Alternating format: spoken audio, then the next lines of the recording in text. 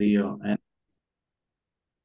Καλημέρα σας. Επιστρέφουμε με το The Life After Law School. Είμαι ο Αδάμ και έχουμε και την Ροζή μαζί μας και είμαστε οικογενειακά σήμερα. Έχουμε ένα πατέρα και μια κόρη, την Αντωνία και τον κύριο Γρηγόρη, για τα οποίους θα μας πει λίγα περισσότερα η Ροζή. Καλημέρα και από μένα. Καλώς ήρθατε σε ένα ακόμα επεισόδιο του The Life After Law School. Και είμαστε εδώ όχι μόνο με οικογενειακά, αλλά και θα πω εγώ τοπικά, γιατί είναι μαζί μας η καταγωγή μου. Είμαστε με την Άουσα, συνδεόμαστε απευθείας με την Αντωνία και με τον Γρηγόρη από το κέντρο της Άουσας, οι οποίοι είναι δικηγόροι. Έχουν δικηγορικό γραφείο, το δικηγορικό γραφείο Μαρκοβίτη, το οποίο κρατάει από το 1939 Αντωνία και Γρηγόρη, ωραία, και ασχολείται με ένα αντικείμενο που μας ενδιαφέρει πάρα πολύ, όχι μόνο για το The Life After Law School, αλλά και ως Έλληνες, θα πω εγώ, γιατί τα αγροτικά και οι συνεταιρισμοί και τα κρασιά και όλα αυτά που παράγει, αλλά είναι κάτι το οποίο φυσικά δεν αφήνει ανέγγιχτο και τον κλάδο του το νομικό. Ο κύριος Γρηγόρης θα το εναλλάσσω όπως βγαίνει κάθε φορά. Γρηγόρης καλύτερα. Ωραία, ωραία. Καλώς ήρθατε καταρχήν. Καλημέρα, καλώς σας βρήκαμε και ευχαριστούμε για την φιλοξενία και την πρόσκληση. Βέβαια να διευκρινίσω ότι το 1939 δεν ιδρύθηκε από μένα το γραφείο. Σωστή διευκρίνηση, νομίζω δεν χρειαζόμασταν. Λοιπόν, απλώς αυτό που ήθελα να πω είναι ότι έχουν τελειώσει και οι δύο νομικοί, διαφορετικοί νομικοί, επομένως γνωρίζουν τη νομική στην Ελλάδα και μάλιστα σε άλλες γενιές με την εξέλιξή της. Τα υπόλοιπα όμως σχετικά με τη νομική και με τις σπουδές τους, αλλά κυρίως με το αντικείμενο ενασχόλησής τους θα μας τα πούνε οι ίδιοι. Να ξεκινήσουμε από το, όπως είπαμε πριν, καλώς ήρθατε και δύο λόγια για εσάς, κύριε Γρηγόρη και Αντωνία. Ωραία. Λοιπόν, να ξεκινήσω εγώ αν μου επιτρέπει και η Αντωνία. Εγώ τελείωσα το Δημοκρίτιο Πανεπιστήμιο Θράκης στην Κομοτηνή, που έγινε και δεύτερη πατρίδα. Όλοι όσοι τελειώσαμε στην Κομοτηνή έχουμε ιδιαίτερους δεσμούς μεταξύ μας. Είναι η πόλη που λες δύο φορές όταν περνάς και μία φορά όταν πηγαίνεις, δηλαδή, και μία φορά όταν φεύγεις. Και συνεχώς κάθε φορά που ανταμώνουμε κλαίμε γιατί έχουμε τις αναμνήσεις ίσως τις καλύτερες. Βέβαια αυτό ισχύει για όλες τις πόλεις ίσως και τα φοιτητικά χρόνια που είναι ξένιστα. Ο πατέρας μου τελείωσε το Αριστοτέλειο, την νομική Θεσσαλονίκης. Ο δε αδερφός του είχε τελειώσει, μάλλον δεν είχε τελειώσει, είχε εισαχθεί στην νομική Αθηνών, αλλά εκεί για άλλους λόγους, δεν ξέρω αν πρέπει να αναφερθώ και σε αυτό, γιατί είναι επίσης ένας νομικός της οικογένειας, ήταν ο Μάρκος ο Μαρκοβίτης. Βέβαια σε χρόνια δύσκολα, το 1929, σχεδόν έναν αιώνα πριν, ο Μάρκος εισήχθη στην νομική Αθηνών, αλλά ήταν ανήσυχο πνεύμα. Ξεσήκωσε τους φοιτητές, τότε ήταν το περίφημο ιδιώνυμο, ήταν ένα δίκημα το οποίο είχε νομοθετηθεί κατά τέτοιον τρόπο για να διώκονται όλοι οι κομμουνιστές. Ήταν κομμουνιστής, ήταν από τα ιδρυτικά μέλη του ΣΕΚ και αργότερα του Κομμουνιστικού Κόμματος Ελλάδος και αποβλήθηκε από την νομική Αθηνών για τα φρονήματά του και βέβαια για την δράση του. Ξεσηκώθηκε η διεθνής κοινότητα τότε και είχαν συλλεχθεί υπογραφές. Η πρώτη υπογραφή ήταν του Αϊνστάιν κατά της αποβολής του Μάρκου. Αυτά έτσι για την ιστορία, γιατί πέρα από τον Αϊνστάιν βέβαια, Γλινός, Καζαντζάκης και όλοι τότε η προοδευτική διανόηση του τόπου μας και όχι μόνο, γιατί λέω σε πανευρωπαϊκό επίπεδο είχε κάνει αίσθηση η παρουσία και η δράση του Μάρκου. Δεν θα επεκταθώ περισσότερο να πω για τον Μάρκο, γιατί είναι νομικό το περιεχόμενο. Να συνεχίσω με τον πατέρα μου, ο οποίος πήρε το πτυχίο του από την νομική Θεσσαλονίκη το 1939 και βέβαια αμέσως μετά αναγκάστηκε, πήγε στο μέτωπο. Επιστρέφοντας είχαμε τον εμφύλιο Μακρόνισσος, έκανε το γραφείο βέβαια τα έπιπλα τα οποία το γραφείο του το έκανε το 46 επιστρέφοντας από το μέτωπο, και τα έπιπλά του τα έχω ακόμη εγώ εδώ στο γραφείο του σπιτιού. Ε, Πραγματικά είναι κοιμήλια, και πολλά βέβαια βιβλία, γιατί τότε δεν ήταν ηλεκτρονική η βιβλιοθήκη μας, και το ευτύχημα είναι ότι έχω τον Αρμενόπουλο από την ομολογία, ξέρετε για τον Αρμενόπουλο, ότι είναι από το έτος που ξεκίνησε από το 1934. Έχω τον κώδικα νομικού βήματος και το νομικό βήμα νομολογία και νομοθεσία και νομολογία αντίστοιχα από την αρχή που άρχισαν να κυκλοφορούν. Βέβαια κάποια στιγμή σταμάτησα και εγώ να παίρνω τα νομικά αυτά περιοδικά, γιατί έχουμε πλέον έλλειψη χώρου. Παρ' όλα αυτά είναι μια, νομίζω, μουσιακής αξίας συλλογή. Έτσι λοιπόν το γραφείο του πατέρα μου εδώ στην Άουσα, σε δύσκολους καιρούς, όπως σας είπα, στον εμφύλιο κάηκε η Άουσα το 1949, αλλά παρόλα αυτά άσκησε δικηγορία μέχρι και το 1982 που συνταξιοδοτήθηκε. Ενώ εγώ Το ήμουν αντικείμενο, φοιτητής. με συγχωρείτε που διακόπτω, το αντικείμενο ήταν πάντοτε το ίδιο, δηλαδή τα αγροτικά και τα κρασιά και οι συνεταιρισμοί ήταν πάντοτε Όχι, όχι. αντικείμενο του γραφείου, ή εσείς το φέρατε? Όχι, Ωραία. δεν ήταν το ίδιο. Ο πατέρας μου έλεγε ότι στην επαρχία είμαστε υποχρεωμένοι να ασκούμε γενική ιατρική. Δεν είχε δηλαδή, δεν μπορείς να πεις ότι έχω εξειδίκευση σε κάποιον τομέα του δικαίου, γιατί πραγματικά, να σας πω ένα παράδειγμα, εγώ ασχολήθηκα πολύ με οικογενειακό, δεν ξέρω, συμπτωματικά, πολλά διαζύγια, αποκτήματα συζύγων, ίσως στο νομό τα μισά διαζύγια να συμμετείχα στα μισά διαζύγια. Παρ' όλα αυτά δεν μπορείς να πεις ότι θα ζήσω αποκλειστικά αμοιβόμενος από τέτοιες υποθέσεις. Ούτε μπορείς να διώξεις κάποιους άλλους που θα σου φέρουν μια υπόθεση με διαφορετικό αντικείμενο.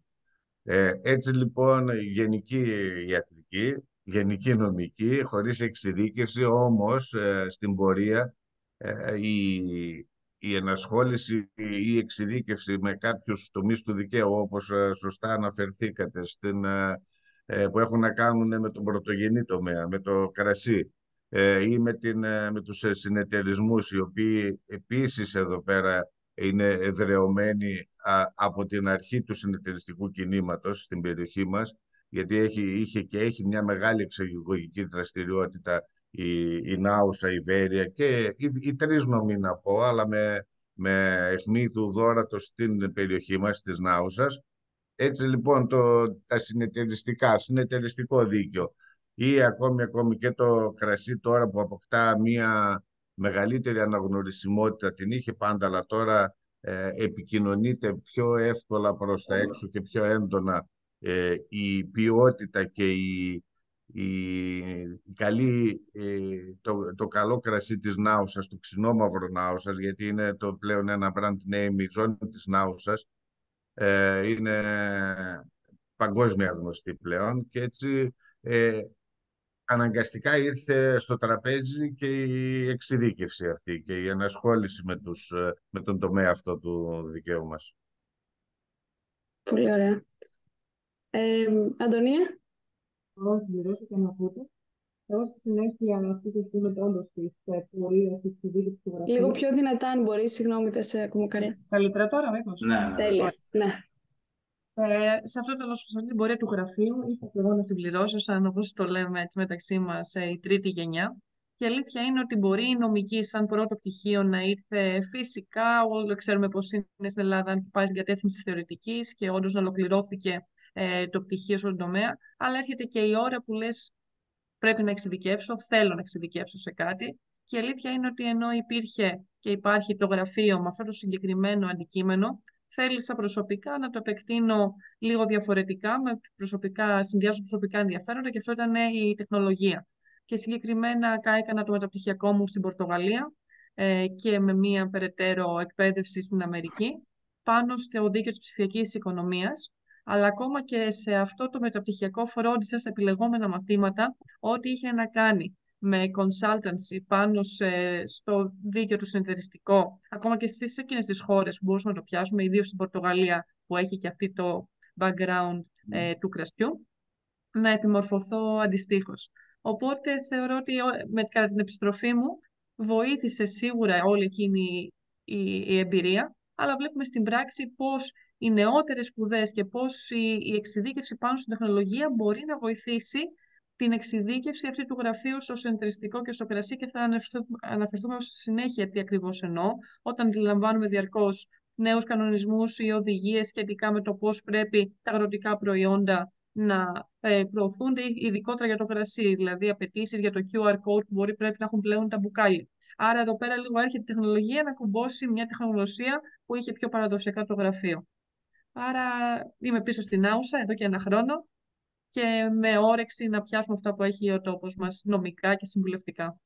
Η αλήθεια είναι, εδώ να συμπληρώσω, η αλήθεια είναι ότι η Αντωνία το πήγε ένα επίπεδο πιο πάνω, τουλάχιστον ένα θα έλεγα εγώ. Γιατί η δική μου η συμμετοχή ως νομικός σύμβουλος στον συνεταιρισμό Βαένι Νάους, αλλά και στους συνοποιούς της περιοχής, σε αρκετούς από αυτούς, με τους οποίους άλλους μας συνδέει μόνο η πελατειακή σχέση, άλλους και με άλλους και συγγενική, μεταφράζονταν σε συμμετοχή σε εκθέσεις, σε εκδηλώσεις προώθησης δηλαδή των ελληνικών προϊόντων του κρασιού μας, αλλά και όχι μόνο. Εδώ για την περιοχή όμως εγώ θα μείνω στο κρασί. Πολλές εκθέσεις σε πολλά μέρη της Ευρώπης, πολλές χώρες και όχι μόνο της Ευρώπης. Εκεί λοιπόν οι συμβάσεις που καταρτίζαμε με υποψήφιους συνεργάτες και με ενδιαφερόμενους να ασχοληθούν ή ακόμη και να επενδύσουν σε εινοποιία της περιοχής, είχαν ένα ενδιαφέρον. Έρχεται όμως τώρα, όπως είπε η Αντωνία, η νέα γενιά να τα δέσει καλύτερα αυτά, να τα κατοχυρώσει, γιατί και η ελληνική νομοθεσία συνεχώς μεταβάλλεται. Η προστασία του προϊόντος όταν είναι ονομασίας προέλευσης έχει μια άλλη ιδιαίτερη αξία και νομική βαρύτητα. Συνεπώς, όπως καταλαβαίνετε, είναι και μπορεί να είναι συνεχώς βελτιούμενη η παροχή νομικών υπηρεσιών στον τομέα αυτό. Εγώ ήθελα να ρωτήσω έτσι, επειδή ασχολούμαι και εγώ κάπως διευρυμένα με τα αγροτικά, ας το πούμε, για να μην εκτεταθούμε σε τέτοιες συζητήσεις. Ασχολείστε και με αποζημιώσεις αγροτών. Έχετε να κάνετε με τέτοια ζητήματα, δηλαδή κάποιες καταστροφές που... Κοιτάξτε, ναι, κατανοητό. Εγώ είμαι νομικός σύμβουλος και σε έναν μεγάλο, ίσως το μεγαλύτερο εξαγωγικό συνεταιρισμό της χώρας. Είναι η Venus Growers. Η Venus ασχολείται με την μεταποίηση του ροδάκινου και όχι μόνο, και με τον οπό προϊόν ασχολείται, αλλά και κυρίως με την κομπόστα. Να φανταστείτε ότι οι Ιάπωνες, που είναι εξαιρετικά δύσκολοι και απαιτητικοί στις προδιαγραφές εισαγωγής προϊόντων, εισάγουν το 90% από την Βένους. Η Βένους λοιπόν έχει το 90% των εισαγωγών της Ιαπωνίας σε κομπόστα. Η Βένους επίσης, θα πω, έχει μια δυναμική, έχει το 25% της παγκόσμιας παραγωγής κομπόστας ροδάκινου. Καταλαβαίνετε λοιπόν ότι το μέγεθος είναι μεγάλο. Σε αυτές τις περιπτώσεις, επειδή ήμασταν, και αυτό νομίζω ότι έχει μια ιδιαίτερη αξία και νομική σημασία για την κουβέντα μας, ήμασταν η Βένους ο πρώτος συνεταιρισμός που σε συνεργασία με την Τράπεζα Πειραιώς εφαρμόσαμε πιλωτικά τον θεσμό της συμβολιακής καλλιέργειας. Και έτσι πλέον χορηγήσαμε στους παραγωγούς συγκεκριμένες ποικιλίες με 15ετήσεις συμβάσεις, και η συμβολιακή καλλιέργεια πλέον, η συμβολιακή γεωργία, βοηθάει αφενός με τον συνεταιρισμό να έχει μια εξασφαλισμένη παραγωγή για όλη τη διάρκεια της σύμβασης, αφετέρου τον παραγωγό να είναι ξένιαστος για τη διάθεση των προϊόντων του, και παράλληλα μια διαχείριση τη οικονομική διαχείριση που πολλές φορές ίσως κάποιοι να μην την έχουν. Με την έννοια ότι καταλαβαίνετε, στην καθημερινότητα όταν εισπράττεις άμεσα, οι ανάγκες είναι τέτοιες που μπορεί κάποια στιγμή να εκτεθείς. Εδώ με μια καθοδηγούμενη τέλος πάντων διαχείριση εσόδων και εξόδων μπορείς να έχεις ένα καλύτερο αποτέλεσμα. Αν το προσεγγίσουμε διαφορετικά, ίσως εγώ να διατυπώσω ο ίδιος κάποιες επιφυλάξεις και αντιρρήσεις πάνω σε αυτό, αλλά να μην το προεκτείνουμε πολιτικά, θα έλεγα. Όχι, Ε, Πάντως, νομικά και καθαρά και μόνο, θεωρώ ότι εξυπηρετεί, είναι ένας θεσμός ο οποίος επεκτείνεται και το βλέπουμε καθημερινά. Μετά τη Βένους επεκτάθηκε και σε άλλους τομείς, σε άλλα αντικείμενα.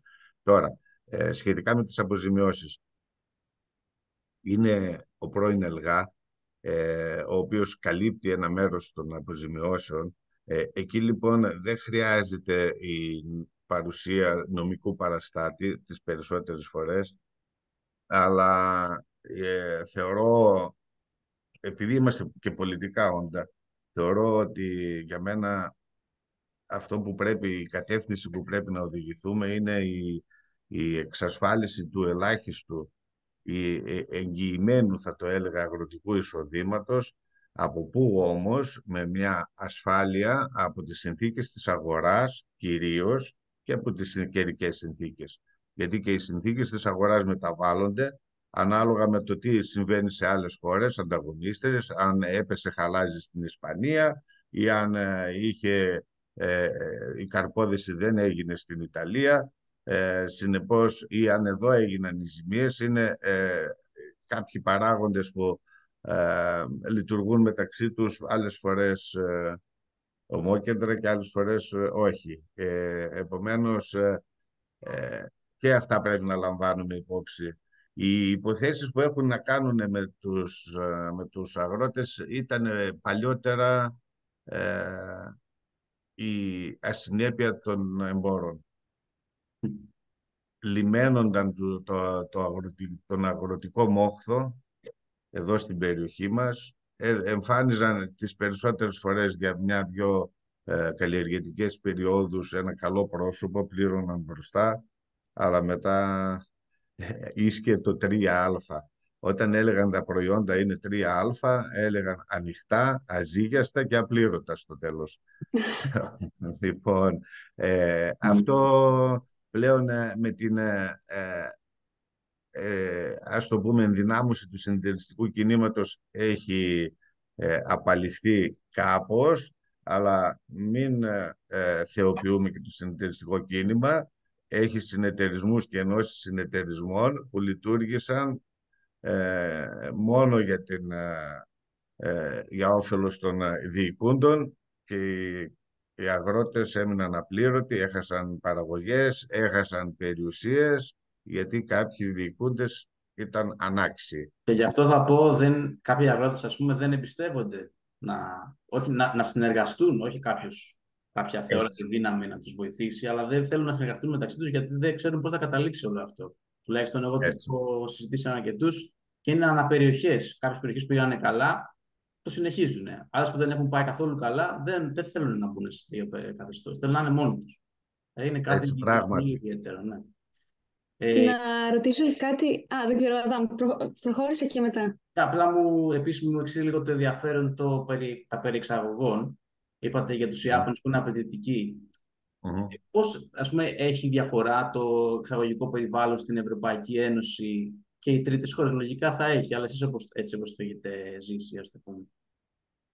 Κοιτάξτε, από τη στιγμή που τουλάχιστον να μιλήσω για το μεταποιημένο προϊόν που έχει η Βένους, που διαθέτει η Βένους. Από τη στιγμή που έχει πάρα πολλούς κωδικούς, γιατί δεν είναι μόνο η κομπόστα το ροδάκινο, είναι φρουτοσαλάτες και είναι εξωτικά φρούτα, είναι κοκτέιλ, είναι ζελέ με πρώτη ύλη πάλι το φρούτο. Από τη στιγμή που τα προϊόντα αυτά και οι κωδικοί που παράγει η Βένους πληρούν τις προδιαγραφές που απαιτεί η Ιαπωνία, να το πω, και η Αμερική, γιατί στην Αμερική υπάρχει και έχουμε στις Ηνωμένες Πολιτείες, έχουμε και έδρα και εκεί, με δίκτυο διανομών επίσης. Από τη στιγμή λοιπόν που πληρούνται οι προδιαγραφές για τις απαιτητικές αυτές χώρες, και στην Ευρώπη και στην εσωτερική αγορά λίγα διατίθενται, και στην Ευρώπη βαίνουν σε όλες σχεδόν τις χώρες. Τώρα, η αλήθεια είναι ότι κάποια προϊόντα τα δουλεύουν και φασόν για αυτόν που θα παραγγείλει τα προϊόντα με τη δική του ετικέτα. Είναι πολλοί πελάτες που ζητούν να μπαίνει η δική τους ετικέτα σε κάθε προϊόν. Οι προϋποθέσεις εξαγωγής είναι λίγο πολύ ίδιες. Γίνα λίγο Συγγνώμη, την κάμερα. Αντωνία. Γίνα το λίγο από το λάπτοπ όπως έκανες πριν. Μπράβο. Καλύτερα, ναι. Ναι. Αν με επιτρέπετε να προσθέσω κάτι πάνω σε αυτό σχετικά με το αντικείμενο του γραφείου, αυτό που λέγαμε πριν, ότι χρειάζεται να αναβαθμίσεις και τις γνώσεις πάνω σε κάτι, να πιάσεις αντικείμενο που δεν περίμενες απαραίτητα ότι θα το κάνεις στην επαρχία. Έχει να κάνει παράδειγμα με το δίκαιο της πνευματικής ιδιοκτησίας και ειδικότερα με αυτό της κατοχύρωσης του σήματος. Άρα, ερχόμαστε δηλαδή εδώ πέρα σε ένα μικρό, ας το πούμε, επαρχιακό γραφείο και καλούμαστε να κατοχυρώσουμε το λογότυπο, το σήμα κάποιων πελατών, ιδίως που εξάγουν σε τόσες πολλές χώρες. Οπότε μπαίνεις στην λογική του να διερευνήσεις όχι μόνο τι γίνεται που είναι η εύκολη διαδικασία στην Ευρωπαϊκή Ένωση συνολικά, αλλά και σε μικρότερες χώρες, π.χ. του αραβικού κόσμου ή της Ασίας, να κάνεις διαδικασίες, ό,τι γραφειοκρατία χρειάζεται, για να είσαι εντάξει απέναντι σε αυτό. Οπότε θέλω να πω ότι κάποιους τομείς που μπορεί εξ αρχής να μην έχεις κατά νου ότι θα ασχοληθείς γυρνώντας σε ένα τέτοιο γραφείο, εξελίσσεσαι, διαβάζεις και μπαίνεις και σε αυτά τα χωράφια. Οπότε εδώ με τις εξαγωγές ιδίως έχει να κάνει η μπαίνεις πάνω σε αυτό. Μου έδωσες πολύ ωραία πάσα, Αντωνία, γιατί είναι ακριβώς αυτό. Ήθελα να σας διακόψω και να σας ρωτήσω.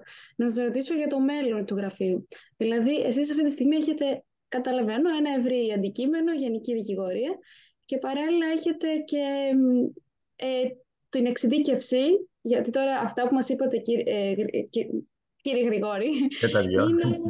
είναι αρκετά εξειδικευμένα. Δεν τα γνωρίζει ο μέσος δικηγόρος. Εγώ έχω κάνει δικηγορία στην Ελλάδα και τώρα αν μου πείτε για την δένδρο, πώς το είπατε, που τα πιάνουμε τα... Πόδηση.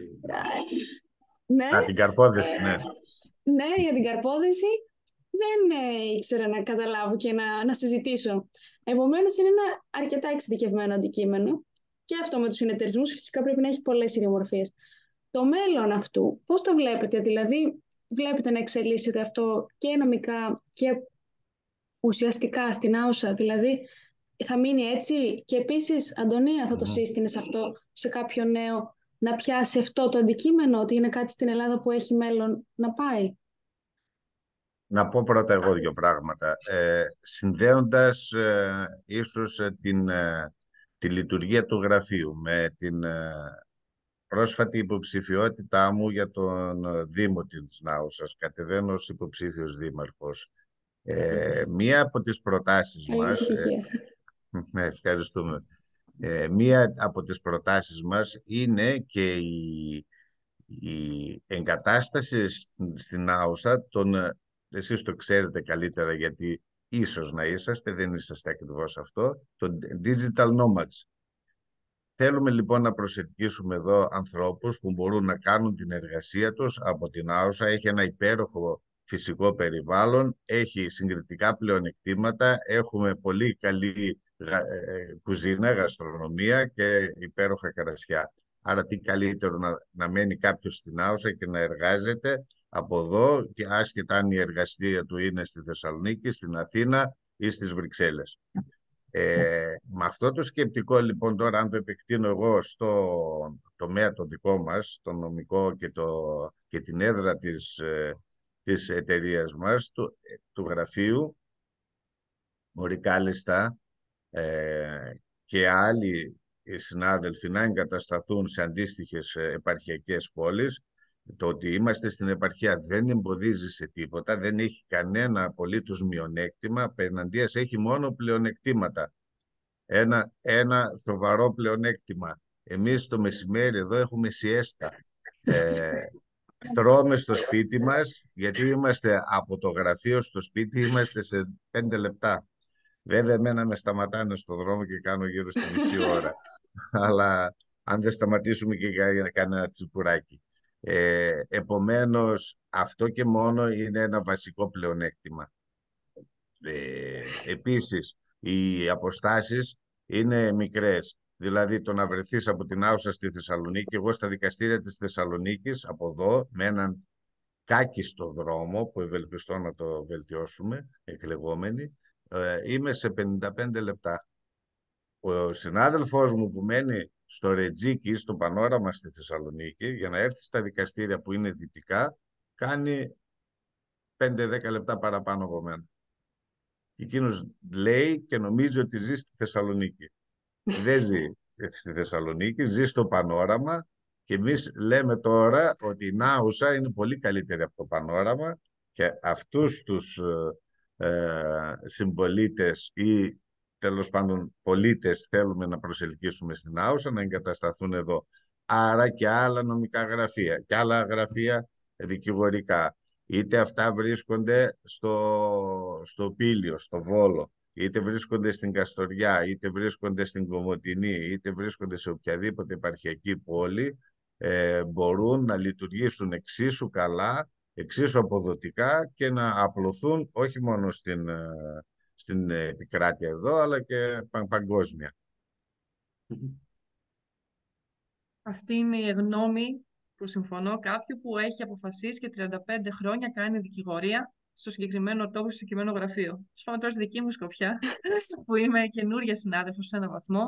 Έχω ζήσει σε 5 χώρες, ταξίδεψα σε πάνω από 50, οπότε η επιστροφή στην επαρχία στην αρχή πόνες. Και δεν λέω ότι είναι εύκολη. Οπότε, αν πεις ότι εφόσον γυρνάω και προσπαθώ το επάγγελμά μου το αναβαθμίσω και να το κάνω ενδιαφέρον, και στην ερώτησή σας κατά πόσο θα το συνέστηνα σε κάποιον και αν έχει προοπτική, αυτό που θα έλεγα είναι ότι σίγουρα, αν είσαι φιλοπερίεργος, ύλη δικηγορική θα έχεις και στην επαρχία, προφανώς.